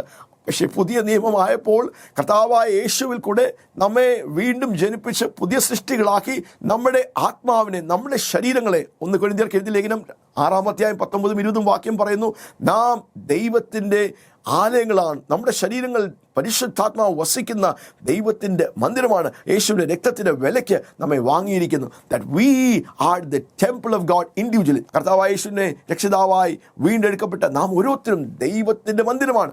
അപ്പോൾ തന്നെ പരിശുദ്ധാത്മാവ് നൽകുന്ന വലിയൊരു പിക്ചറാണ് നാം വീണ്ടെടുക്കപ്പെട്ട ദൈവത്തിൻ്റെ ചർച്ച്. നാം ഓരോരുത്തരും ജീവനുള്ള കല്ലുകളായി നാം കൂടി വന്ന്, നാം ഓരോരുത്തരും ദൈവത്തിൻ്റെ പ്ലാനും പദ്ധതി അനുസരിച്ച് നാം ഓരോരുത്തരും ചേർന്ന് വരുമ്പോൾ പരിശുദ്ധാത്മാവ് നമ്മെ ചേർത്ത് പണിയുക. എന്തിനാണ്? ദൈവത്തിൻ്റെ സഭ ഭൂമിയിൽ ഓരോ പ്രാദേശിക സ്ഥലങ്ങളിലും ദൈവത്തിൻ്റെ നിവാസം, ദൈവം ഇറങ്ങി വസിക്കുവാൻ. ആ മോശയുടെ കൂടാരത്തിൽ, ദാവീദിന്റെ കൂടാരത്തിൽ, സലോമോന്റെ ആലയത്തിൽ ദൈവം ഇറങ്ങിയതുപോലെ, ദൈവത്തിന്റെ മഹത്വം വെളിപ്പെട്ടതുപോലെ ദൈവത്തിന്റെ മന്ദിരമാകുന്ന ദൈവത്തിന്റെ സഭ, the church of God, the temple where the unveiled glory of God, the Shekinah and the manifest presence of God is made available. ദൈവത്തിന്റെ ഡിസൈൻ എന്താണ്? ദൈവത്തിന്റെ സ്വപ്നം എന്താണ്? തന്റെ ചർച്ചിനെ കുറിച്ച്, തന്റെ സഭയെക്കുറിച്ച്. സഭ ദൈവത്തിന്റെ മന്ദിരമാകുന്നു. ദൈവത്തിന് ഭൂമിയിൽ ഇറങ്ങി വസിക്കുവാൻ, ദൈവത്തിന്റെ നിവാസമാകേണ്ടതിന് പരിശുദ്ധാത്മാവ് നമ്മെ ചേർത്ത് പണിയുക. അതുകൊണ്ട് തന്നെ പ്രാദേശിക സഭയുടെ ഭാഗമായിരിക്കുന്ന നാം ഓരോരുത്തരും എത്രമാത്രം നമുക്ക് നമ്മുടെ ഹൃദയത്തിൻ്റെ കണ്ണുകൾ തുറക്കണം, എത്രമാത്രം ദൈവത്തിൻ്റെ പ്ലാനുകൾ, ദൈവത്തിൻ്റെ പദ്ധതികൾ, ദൈവത്തിൻ്റെ ഹിതം, ദൈവത്തിൻ്റെ ഇഷ്ടം, ദൈവത്തിൻ്റെ ഡിസൈൻ പാറ്റേണുകൾ മനസ്സിലാക്കി നമ്മുടെ ജീവിതങ്ങളെ ഒന്ന് ക്രമീകരിക്കുവാൻ, നമ്മുടെ മനസ്സ് പുതുക്കി ഒന്ന് രൂപാന്തരപ്പെട്ട് ഒന്ന് ചേർന്ന് വരുവാൻ, നമ്മെ ഒന്ന് ചേർത്ത് പണിയുവാൻ നാം നമ്മെ കൊടുത്താൽ ദൈവത്തിൻ്റെ സ്വപ്നം പൂർത്തീകരിക്കപ്പെടും. ഭൂമിയിൽ ദൈവത്തിൻ്റെ നിവാസമാകേണ്ടതിനു വേണ്ടി ദൈവത്തിൻ്റെ പ്രാദേശിക സഭകൾ ദൈവത്തിൻ്റെ തൊട്ടറിയാവുന്ന ഘനമായ ദൈവ സാന്നിധ്യത്തിൻ്റെ സ്ഥലങ്ങളായി മാറുവാൻ ഇടയായിത്തീരും. Church will become the temple of God, the literal place where God manifests himself, the Shekinah and the kabod of God. ദൈവം ഇറങ്ങി വസിക്കുന്ന സ്ഥലം, ദൈവത്തിൻ്റെ ഷെഖൈന മഹത്വം ഒരു മറയുമില്ലാതെ ദൈവത്തിൻ്റെ മഹത്വം വെളിപ്പെടുന്ന ഭൂമിയിലുള്ള സ്ഥലങ്ങളായി ദൈവസഭകൾ മാറണമെന്ന് ദൈവത്തിൻ്റെ സ്വപ്നമാണ്. Church, the temple of God. 5 ചിത്രങ്ങളാണ് നമ്മൾ ഇതുവരെ കണ്ടത്. Church, the assembly of God; church, the body of Christ; church, the workmanship of God; church, the family of God; and church, the temple of God. 6ാമത്തെ ചിത്രം സഭ മണവാട്ടിയായിരിക്കുന്ന മണവാട്ടി സഭയെക്കുറിച്ച് എഫേസ്യർക്ക് എഴുതിയ ലേഖനം 5-25 തൊട്ട് 32 വരെയുള്ള വാക്യങ്ങളിലാണ് ദൈവത്തിന്റെ മണവാട്ടി ആയിരിക്കുന്ന ദൈവത്തിന്റെ സഭയുടെ ആ ചിത്രം അവിടെ വെളിപ്പെടുത്തിയിരിക്കുന്നത്. Husbands love your wives as Christ loved the church and gave himself up for her, that he might sanctify her, having cleansed her by the washing of water with the word, so that he might present the church to himself in splendor, without spot or wrinkle or any such thing, that she might be holy and without blemish. And verse 29, for no one ever hated his own flesh, but nourishes and cherishes it, just as Christ does the church, because we are members of his body. Therefore a man should leave his father and mother and hold fast to his wife, and the two shall become one flesh. The mystery is profound, and I am saying that it refers to Christ and the church. ഭർത്താക്കന്മാരും ഭാര്യമാരോടുള്ള ബന്ധത്തിലുള്ള നിർദ്ദേശങ്ങളാണ് അപ്പോസ്തലനായ പൗലോസ് പരിശുദ്ധാത്മാവിൽ അവരുടെ ഉത്തരവാദിത്തങ്ങൾ, അവരുടെ റോളുകൾ, അവരുടെ responsibilities, അവരെങ്ങനെയായിരിക്കണം വിവാഹ ബന്ധത്തിൽ, ഒരു ഭർത്താവിൻ്റെ കടമകൾ എന്തൊക്കെയാണ്, ഉത്തരവാദിത്തങ്ങൾ എന്തൊക്കെയാണ്, റോളുകൾ എന്തൊക്കെയാണ്, ഒരു ഭാര്യയുടെ കർത്തവ്യങ്ങൾ എന്തൊക്കെയാണ്, റെസ്പോൺസിബിലിറ്റി എന്തൊക്കെയാണ് എന്ന് പറഞ്ഞ് വിവരിക്കുന്ന ഭാഗങ്ങളാണ്. പക്ഷെ അതിൻ്റെ മധ്യത്തിലാണ് 32-ാമത്തെ വാക്യത്തിൽ പൗലോസ് അപ്പോസ്തലൻ പറയുന്നത്, ഞാൻ ഇതെല്ലാം പറയുന്നത് അത് നിമിത്തം ഒരു മനുഷ്യൻ അപ്പനെയും അമ്മയും വിട്ട് ഭാര്യയോട് പറ്റിച്ചേരും, ഇരുവരും ഒരു ദേഹമായി തീരും. ഈ മർമ്മം വലിയത്, ഞാൻ ക്രിസ്തുവിനെയും സഭയെയും ഉദ്ദേശിച്ച് പറയുന്നു. എഫേസ്യർക്ക് എഴുതിയ ലേഖനം 5-ാം അധ്യായം 25-ാം വാക്യം, ഭർത്താക്കന്മാരെ ക്രിസ്തുവും സഭയെ സ്നേഹിച്ചതുപോലെ നിങ്ങളുടെ ഭാര്യമാരെ സ്നേഹിപ്പീൻ. അവൻ അവളെ വചനത്തോട് കൂടിയ ജലസ്നാനത്താൽ വെടിപ്പാക്കി വിശുദ്ധീകരിക്കേണ്ടതിന് കറ, ചുളുക്കം, മാലിന്യം ഒന്നുമില്ലാതെ സഭയെ ശുദ്ധയും നിഷ്കളങ്കവുമായി തനിക്ക് തന്നെ തേജസ്സോടെ മുൻനിർത്തേണ്ടതിന് തന്നെത്താൻ അവൾക്ക് വേണ്ടി ഏൽപ്പിച്ചു കൊടുത്തു. അവണ്ണം ഭർത്താക്കന്മാരും തങ്ങളുടെ ഭാര്യമാരെ സ്വന്തം ശരീരങ്ങളെ പോലെ സ്നേഹിക്കേണ്ടതാകുന്നു. ഭാര്യയെ സ്നേഹിക്കുന്നവൻ തന്നെ തന്നെ സ്നേഹിക്കുന്നു. ആരും തൻ്റെ ശരീരത്തെ ഒരു നാളും പകച്ചിട്ടില്ലല്ലോ. ക്രിസ്തുവും സഭയെ ചെയ്തതുപോലെ അതിനെ പോറ്റി പുലർത്തുക അത്രേ ചെയ്യുന്നത്. 30-ാമത്തെ വാക്യം, നാം അവന്റെ ശരീരത്തിന്റെ അവയവങ്ങളല്ലോ. അതു നിമിത്തം ഒരു മനുഷ്യൻ അപ്പനെയും അമ്മയും വിട്ട് ഭാര്യയോട് പറ്റിച്ചേരും, ഇരുവരും ഒരു ദേഹമായി തീരും. ഈ മർമ്മം വലുത്, ഞാൻ ക്രിസ്തുവിനെയും സഭയെയും ഉദ്ദേശിച്ചത്രേ പറയുന്നത്. എങ്ങനെ ഒരു ഭർത്താവും ഭാര്യയും ഒരു മണവാളനും മണവാട്ടിയും അങ്ങോട്ടും ഇങ്ങോട്ടും സ്നേഹിക്കുന്നുവോ, ഒരു പുരുഷൻ തന്നെ അപ്പനെയും അമ്മയും വിട്ട് ഭാര്യയോട് പറ്റിച്ചേർന്ന് അവർ ഒരു ദേഹം, ഒരു ശരീരമായി തീർന്നിരിക്കുന്നു. പൗലോസ് വരെ ഞാൻ ഇതെല്ലാം പറയുന്നു, പക്ഷേ ഒരു മർമ്മം ഒളിഞ്ഞടക്കുക. ഈ ബന്ധത്തിൽ പോലും ഭൂമിയിൽ ഏറ്റവും വലിയ ബന്ധമായിരിക്കുന്ന ഒരു ഭർത്താവും ഭാര്യയും തമ്മിലുള്ള ആ ഒരു പിക്ചറിനെ കാണിച്ച് പരിശുദ്ധാത്മാവ് വെളിപ്പെടുത്തുകയാണ്. ദൈവത്തിന്റെ ഹൃദയത്തിൽ തന്റെ സഭയെക്കുറിച്ചുള്ള ആ ഒരു പിക്ചർ എന്താണ്? പൗലോസ് പറയുകയാണ്, ഈ മറഞ്ഞു കിടന്ന മർമ്മം വലുത്. എന്താണ് ദൈവം ആഗ്രഹിച്ചത്? യേശു തനിക്ക് വേണ്ടി തന്നെ അങ്ങനെ ഈ നല്ല മണവാളൻ ക്രൂശിൽ തന്റെ അവസാന തുള്ളി രക്തം വരെ നമുക്ക് തന്ന് തനിക്ക് വേണ്ടി തന്നെ ശുദ്ധവും നിഷ്കളങ്കയായ തേജസ്സോട് നിൽക്കേണ്ട ഒരു സഭയ്ക്ക് വേണ്ടി തന്നെ തന്നെ പൂർണ്ണമായി ഏൽപ്പിച്ചു കൊടുത്ത ആ ത്യാഗപരമായ സ്നേഹത്തിൻ്റെ ഒരു വലിയ പ്രദർശനമാണ് ഈ മർമ്മം വലുത്. ഞാൻ കർത്താവിനെയും സഭയെക്കുറിച്ച് അത്രയും പറഞ്ഞിരിക്കുന്നത്. നല്ല മണവാളനായ യേശുവിൻ്റെ മണവാട്ടി സഭ. അതുകൊണ്ട് തന്നെ ലൗകികമായ കാര്യങ്ങളിൽ ഇടപെടാതെ തങ്ങളെ തന്നെ നിഷ്കളങ്കമായി നിർമ്മലമായി ശുദ്ധീകരിച്ച് ദൈവത്തിന് വേണ്ടി മാത്രം നിലകൊള്ളുന്ന ഒരു കൂട്ടം ജനമായി നാം തീരണമെന്നാണ് ദൈവസഭയെക്കുറിച്ചുള്ള ദൈവത്തിൻ്റെ ഹൃദയം. God wants his bride to be pure. God wants his bride to be holy. God wants his bride to be undefiled, that there be no spot or wrinkle, no malice, no uncleanness. The end time church is a holy church, is a powerful church, is a glorious church. അതേ പ്രിയപ്പെട്ടവരെ, ദൈവത്തിൻ്റെ design എന്താണ് സഭയെക്കുറിച്ച്?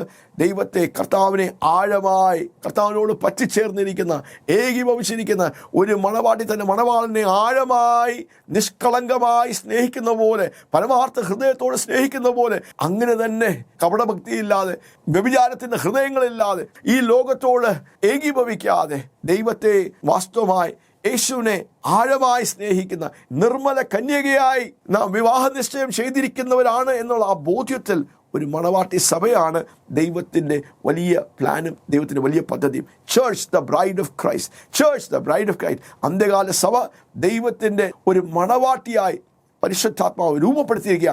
കറയും മാലിന്യങ്ങളും ചുളുക്കവും എല്ലാം മാറ്റി ശുദ്ധയും നിഷ്കളങ്കവുമായി തേജസ്സുകൊണ്ട് വാരി അണിഞ്ഞിരിക്കുന്ന ഒരു ദൈവത്തിൻ്റെ സഭ. Church, the bride of Christ with no spot, no blemish, no wrinkle, a holy, powerful and a glorious church is God's desire, God's design and God's plan. And the Holy Spirit of God works to that end in our lives in the church. ഏഴാമത്തെയും അവസാനത്തെയും സഭയെക്കുറിച്ചുള്ളൊരു ചിത്രം എഫേസ്യർക്കെതിരെയും 6-ാം അധ്യായം അതിൻ്റെ 10-13 വാക്യങ്ങളാണ് നമുക്ക് കാണുവാൻ കഴിയുന്നത്. സഭ ദൈവത്തിൻ്റെ ഒരു സൈന്യമായി ചിത്രീകരിച്ചിരിക്കുന്നത്. Church as the army of God, ദൈവത്തിൻ്റെ സൈന്യമായിരിക്കുന്ന ദൈവത്തിൻ്റെ സഭ. Church, the army of God. എഫേസ്യർക്കെഴുതിയ ലേഖനം 6-ാം അധ്യായം 10-13 വരെയുള്ള വാക്യങ്ങൾ നമുക്ക് വായിക്കാം. ഒടുവിൽ കർത്താവിലും അവൻ്റെ അമിത ബലത്തിലും ശക്തിപ്പെടുവീൻ, പിശാചിന്റെ തന്ത്രങ്ങളെ എതിർത്തു നിൽപ്പാൻ കഴിയേണ്ടതിന് ദൈവത്തിൻ്റെ സർവായുധവർഗം ധരിച്ചുകൊള്ളുവീൻ. നമുക്ക് പോരാട്ടമുള്ളത് ജഡരക്തങ്ങളോടല്ല, വാഴ്ചകളോടും അധികാരങ്ങളോടും ഈ അന്ധകാരത്തിലെ ലോകാധിപതി ശക്തികളോടും സ്വർലോകത്തിലെ ദുഷ്ടാത്മ സേനകളോടും അത്രേ. അതുകൊണ്ട് നിങ്ങൾ ദുർദിവസത്തിൽ എതിർത്ത് നിൽപ്പാനും സകലവും സമാപിച്ചിട്ട് ഉറച്ച് നിൽപ്പാനും കഴിയേണ്ടതിന് ദൈവത്തിൻ്റെ സർവായുധവർഗം എടുത്തുകൊള്ളുവിൻ. Put on the whole armor of God, for we do not wrestle against flesh and blood, but against rulers, against authorities, against cosmic powers over the present darkness, against the spiritual forces of wickedness in the heavenly places. Therefore take up the whole armor of God, that you may be able to withstand in the evil day, and having done all, stand firm. Church, the army of God, ദൈവത്തിൻ്റെ സൈന്യമായിരിക്കുന്ന ദൈവത്തിൻ്റെ സഭ. വലിയ പോരാട്ടം ഉണ്ട് എന്ന് നമുക്ക് കാണിക്കുന്നു. 2 രാജ്യങ്ങൾ, അന്ധകാരത്തിൻ്റെ രാജ്യവും ദൈവത്തിൻ്റെ രാജ്യവും. വലിയ പോരാട്ടങ്ങൾ നടക്കുക, യുദ്ധം നടക്കുകയാണ്. അതുകൊണ്ട് തന്നെ ദൈവത്തിൻ്റെ പദ്ധതികൾ ഭൂമിയിൽ നടപ്പാക്കുവാൻ ബലാത്കാരികളായി എഴുന്നേൽക്കുന്ന ദൈവസഭയുടെ ഒരു ചിത്രമാണ് ദൈവത്തിൻ്റെ സൈന്യം. നമ്മുടെ പോരാട്ടം ജഡരക്തങ്ങളോടല്ല, വാഴ്ചകളോടും അധികാരങ്ങളോടും ലോകാധിപതി ശക്തികളോടും അന്ധകാരത്തിൻ്റെ ദുഷ്ടാത്മ സേനകളോടുമാണ്. അതുകൊണ്ട് നാം എന്താ ചെയ്യേണ്ടത്? സർവായുധ വർഗം ധരിച്ച് യുദ്ധത്തിനു വേണ്ടി റെഡിയായി ആത്മാവിൽ പോരാടി അന്ധകാലത്തിൻ്റെ ശക്തികളെ, ആധിപത്യങ്ങളെ തകർത്ത് ദൈവരാജ്യത്തെ മുന്നേറ്റുന്ന ശക്തമായ ഒരു സൈന്യത്തിൻ്റെ ഒരു ചിത്രമാണ് നമുക്ക് ദൈവവചനം പ്രദാനം ചെയ്യുന്നത്. Church as a powerful army of God who advances God's kingdom and deals with the principalities and powers and binds the powers of darkness. അന്ധകാലത്തിൻ്റെ ആധിപത്യങ്ങളെ, അധികാരങ്ങളെ, വാഴ്ചകളെ അതിനെ ബന്ധിച്ച് അതിൻ്റെ മേൽ ജയം കൈവരിച്ച് ശക്തമായി ദൈവരാജ്യത്തെ മുന്നേറ്റുന്ന ബലാത്കാരികളായ ദൈവത്തിൻ്റെ സൈന്യമാകുന്ന ദൈവത്തിൻ്റെ സഭ. A church as the army of God who comes against and deals with the principalities and powers and the wicked forces of darkness, who deals and binds the works of darkness and dispels darkness and advances God's kingdom on planet Earth as a powerful, violent force on earth. And that's the picture of church as the army of God. ശക്തമായ സഭ.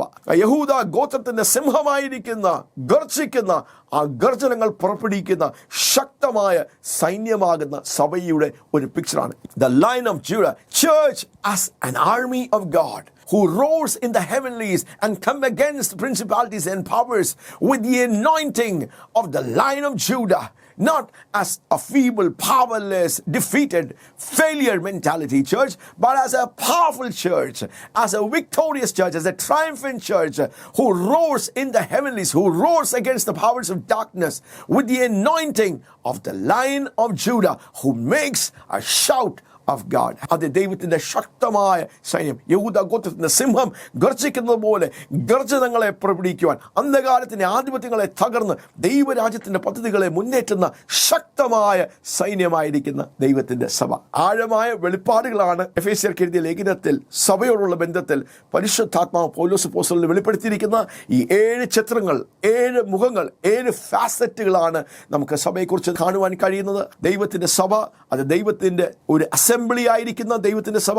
2, ദൈവത്തിൻ്റെ ശരീരമായിരിക്കുന്ന ദൈവത്തിൻ്റെ സഭ. 3, ദൈവത്തിൻ്റെ കൈപ്പണിയായിരിക്കുന്ന ദൈവത്തിൻ്റെ സഭ. 4, ദൈവത്തിൻ്റെ ഭവനമായിരിക്കുന്ന, കുടുംബമായിരിക്കുന്ന ദൈവത്തിൻ്റെ സഭ. 5, ദൈവത്തിൻ്റെ മന്ദിരമായിരിക്കുന്ന ദൈവത്തിൻ്റെ സഭ. 6, ദൈവത്തിൻ്റെ മണവാട്ടി സഭ, ഒരു മണവാളിനെ ആഴമായി സ്നേഹിക്കുന്ന ദൈവത്തിൻ്റെ മണവാട്ടി സഭ. 7, യഹൂദ ഗോത്രത്തിൻ്റെ ഗർജനങ്ങൾ പുറപ്പെടുവിക്കുന്ന ശക്തമായ ദൈവത്തിൻ്റെ സഭ. The 7 pictures, the 7 facets, the 7 faces of the church. Church as the assembly of God, church as the body of Christ, church as the workmanship of God, church as the family of God, church as the temple of God, church as the bride of Christ, and church as the army of God. 7 ചിത്രങ്ങൾ, 7 മുഖങ്ങൾ, 7 ഫാസറ്റുകളാണ് ദൈവം ദൈവസഭയ്ക്ക് നൽകിയിരിക്കുന്നത്. അത് തിരിച്ചറിയേണ്ടത്, മനസ്സിലാക്കേണ്ടത് വളരെ പ്രാധാന്യമേറിയ ഒരു കാര്യമാണ്. അന്ത്യകാലങ്ങളിൽ ദൈവത്തിൻ്റെ വചനത്തിൻ്റെ പ്ലംബ് ലൈൻ ഉപയോഗിച്ച് ദൈവം ഓരോ സഭകളെ ഈ 7 ഫാസറ്റുകളും പണിഞ്ഞെടുക്കുകയാണ്. പല സഭകളും ചില ഫാസറ്റുകൾ ഓരോ സഭകളിലുണ്ട്. നല്ല കൂട്ടായ്മകളാണ്, നല്ല കുടുംബമായിട്ടാണ് ഒരു സഭ ഫങ്ഷൻ ചെയ്യുന്നത്, അല്ലെങ്കിൽ നല്ല ഒരു ദൈവത്തിൻ്റെ സാന്നിധ്യം ഉള്ള ഒരു സ്ഥലമായി, ദൈവത്തിൻ്റെ ടെമ്പിളായി പ്രവർത്തിക്കുന്നു. അപ്പോൾ ആ ഫാസറ്റ് അവിടെയുണ്ട്. പക്ഷെ പല ഫാസറ്റുകൾ ഒരു സഭയിൽ ഇല്ലാത്ത അങ്ങനെയുള്ള അവസ്ഥകൾ. പക്ഷെ ദൈവത്തിൻ്റെ ഈ അന്ത്യകാല പദ്ധതികൾ, ദൈവത്തിൻ്റെ പ്ലാനും ദൈവത്തിൻ്റെ പർപ്പസ് എന്താണ്, നാം നമ്മെ തന്നെ ഒന്ന് ഏൽപ്പിച്ചു കൊടുത്താൽ ദൈവത്തിൻ്റെ സഭയെ ഈ 7 ഫാസറ്റുകൾ, 7 ഡയമെൻഷൻസിലും 7 പിക്ചേഴ്സിലും ദൈവം നമ്മളെ പണിഞ്ഞെടുക്കുവാൻ ഇടയായിത്തീരും. ദൈവത്തിൻ്റെ പരിപൂർണതയെ വെളിപ്പെടുത്തുന്ന ദൈവത്തിൻ്റെ സഭ, ദൈവത്തിൻ്റെ സ്വപ്നമായിരിക്കുന്ന ദൈവത്തിൻ്റെ ഡിസൈനിലുള്ള ദൈവത്തിൻ്റെ സഭ അത് പുറത്തു വരുവാൻ ഇടയായിത്തീരും. ഈ വേദപഠനങ്ങൾ, ഈ വെളിപ്പാടുകൾ, ഈ വെളിച്ചം അങ്ങനെ നമ്മെ ഒന്ന് ഏൽപ്പിക്കുവാനും ദൈവസഭയെ പണിഞ്ഞെടുക്കുവാനും ദൈവസഭ ആയിത്തീരുവാനും അത് നമ്മെ സഹായിക്കും. അതിനുവേണ്ടി നമുക്ക് നമ്മെ തന്നെ ഒന്ന് ഏൽപ്പിക്കാം. That these revelations will help the church to be balanced with all the 7 facets, the 7 faces of the church. Many times we see that there are 2 or 3 faces in every church. That will be there. Church is a good fellowship. Church may be functioning as a good temple where we host the presence of God, but the church may not be functioning as an assembly, or the church may not be functioning as an army, or the church may not be functioning as a bride of Christ. But God's plan is that all these 7 faces, 7 facets, 7 pictures must come together for a wholesome, healthy, powerful, end-time, glorious, victorious, triumphant church. That's God's design and God's plan. ദൈവം എന്താണ് ആഗ്രഹിക്കുന്നത്? ഈ 7 മുഖങ്ങളും 7 ചിത്രങ്ങളും 7 ഫാസറ്റുകളും ഒരു സഭയിൽ വെളിപ്പെടണമെന്ന്, തൻ്റെ അന്ത്യകാല സഭയിൽ വെളിപ്പെടണമെന്ന്, പ്രാദേശിക സഭയിൽ വെളിപ്പെടണമെന്ന് ദൈവം ആഗ്രഹിക്കുന്നു. എല്ലാ സഭകളിലും 2 or 3 ഫാസറ്റുകളായിരിക്കും, മുഖങ്ങളായിരിക്കും കാണുന്നത്, അത് മുന്നിൽ നിൽക്കുന്നത്. പക്ഷെ ദൈവത്തിൻ്റെ പ്ലാൻ എന്താണ്? ദൈവത്തിൻ്റെ ഇഷ്ടം എന്താണ്? ദൈവത്തിൻ്റെ ഡിസൈൻ എന്താണ്? ഈ 7 ഫാസറ്റുകളും ഒരേപോലെ ദൈവത്തിൻ്റെ ഒരു നിയമസഭ പ്രവർത്തിക്കുന്ന പോലെ ദൈവത്തിൻ്റെ സഭ, ദൈവത്തിൻ്റെ വാഴ്ച നടത്തുന്ന, ദൈവത്തിൻ്റെ നിയമങ്ങൾ, ദൈവത്തിൻ്റെ ന്യായം നടപ്പിലാക്കുന്ന ആ സഭയുടെ ഒരു ചിത്രം. ഹല്ലേലൂയ. അപ്പോൾ തന്നെ ദൈവത്തിൻ്റെ ശരീരം, ദൈവത്തിൻ്റെ ഹിതം നിവർത്തിക്കുന്ന, ദൈവത്തിൻ്റെ കൈയും കാലുമായി പ്രവർത്തിക്കുന്ന ദൈവത്തിൻ്റെ ശരീരമായിരിക്കുന്ന ആ ഒരു ഫാസറ്റ്, ദൈവത്തിൻ്റെ ബഹുവിധ ജ്ഞാനത്തെ പ്രഖ്യാപിക്കുന്ന അത്ര മനോഹരമായ ദൈവത്തിൻ്റെ മാസ്റ്റർ പീസായിരിക്കുന്ന, കൈപ്പണിയായിരിക്കുന്ന ദൈവത്തിൻ്റെ സഭയുടെ ആ ഒരു ഫാസറ്റ്, ദൈവത്തിൻ്റെ കുടുംബമായിരിക്കുന്ന ദൈവസഭയെ കാണുമ്പോൾ ഒരു കുടുംബം, ഒരു വലിയ പിതാവിൻ്റെ കീഴിലായിരിക്കുന്ന ഒരു കുടുംബത്തിൻ്റെ ഭാഗമായി സ്നേഹവും കരുതലുമുള്ള ദൈവത്തിൻ്റെ കുടുംബമായിരിക്കുന്ന ദൈവത്തിൻ്റെ ഫാമിലി ആയിരിക്കുന്ന ദൈവത്തിൻ്റെ സഭ. അപ്പോൾ തന്നെ ദൈവത്തിൻ്റെ മഹത്വം ഇറങ്ങി വസിക്കുന്ന, ദൈവം അധിവസിക്കുന്ന, ഒരു മറയുമില്ലാതെ ദൈവത്തിൻ്റെ സാന്നിധ്യം പൂർണ്ണമായി വെളിപ്പെടുന്ന ദൈവത്തിൻ്റെ മന്ദിരമായിരിക്കുന്ന ആ ഒരു മുഖം.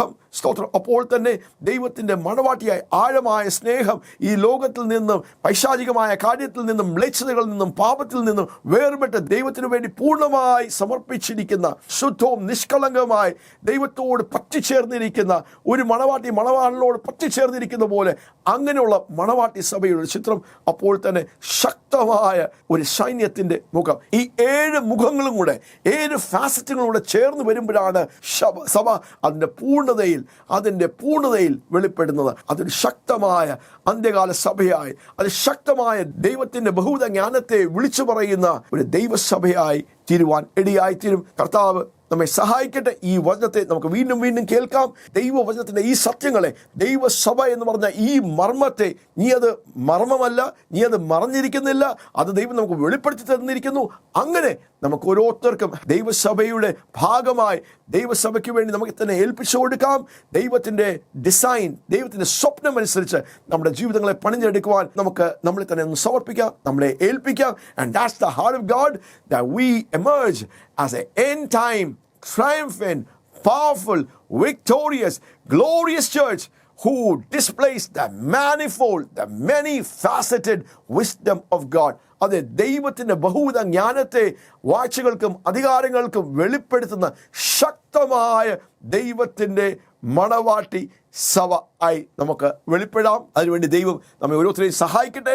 നമുക്കത് സ്വീകരിക്കാം, നമുക്കത് ഏറ്റെടുക്കാം, നമ്മുടെ ജീവിതങ്ങളെ ക്രമീകരിക്കാം.